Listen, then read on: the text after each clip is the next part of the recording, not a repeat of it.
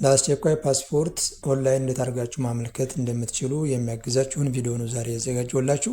ይህን ቪዲዮ በመከተል አስቸኳይ ፓስፖርት ኦንላይን ከቤታችሁ ናችሁ በስልካችሁ ወይም በላፕቶፕ ወይም አሊያም ዲስክቶፕ ተጠቅማችሁ ከቤታችሁ ናችሁ ኦንላይን የምታመለክቱበትን ስቴፕ ባይ ስቴፕ የሚያሳይ ቪዲዮን አዘጋጀሁላችሁ። የፓስፖርት እድሳት የምትፈልጉ ካላችሁ ደግሞ ከዚህ በፊት የሰራሁት ቪዲዮ ስላለ ይሄኛውን ቪዲዮ መመልከት ትችላላችሁ። የኢሚግሬሽን ዜግነት አገልግሎት ከዚህ በፊት ሲጠቀምበት ከነበረው የኦንላይን አፕሊኬሽን በተጨማሪ አዲስ የኢ-ፓስፖርት ኦንላይን አፕሊኬሽን ይዞ መጥቷል ማለት ነው። ይሄኛውም አፕሊኬሽን ምንድነው?